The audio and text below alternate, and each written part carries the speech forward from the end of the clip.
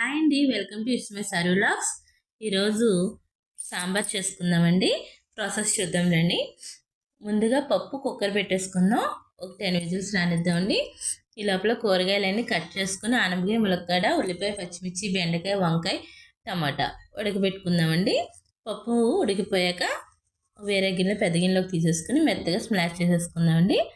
కూరగాయలు ఉడికే లోపల చింతపండు పులుసు కూడా తీసి పక్కన పెట్టుకుందాం. అది పప్పులో కలిపేసుకుందాం. ముక్కలు కూడా కలిపేసుకుని పొయ్యి మీద పెట్టేసుకుందాం అండి. పసుపు కారం వేసుకుందాం. ప్లీజ్ అండి, కొత్తగా పెట్టాం, మా ఛానల్ సపోర్ట్ చేయండి, సబ్స్క్రైబ్ చేయండి, లైక్ చేయండి. మా వీడియోస్ కూడా చూడండి, కామెంట్ చేయండి, ఎలా ఉన్నాయో చెప్పండి ప్లీజ్. అలాగే పసుపు కారం కూడా వేసేసుకుందామండి. ఒక మరుగు మరిగాక అప్పుడు సాంబార్ పొడి వేసేసుకుందాం. కొంచెం బెల్లం ముక్క వేసేసుకుందామండి. వేసుకుని మరిగాక తాలింపు పెట్టుకుందామండి. టేస్ట్ అయితే చాలా బాగుంటుందండి. ఇందులో మనం ఇంగువ గట్ట ఏమీ వేయలేదండి. ఓన్లీ సాంబార్ మసాలా మాత్రమే వేసుకున్నాం. ఆ టేస్ట్ అలా లెగుస్తుందండి. ఒకసారి ట్రై చేయండి, చాలా టేస్టీగా ఉంటుంది. తాలింపుకి కంపల్సరీ ఆవాలు, మెంతులు కంపల్సరీ వేసుకుంటే టేస్ట్ చాలా బాగా ఒకసారి ట్రై చేయండి.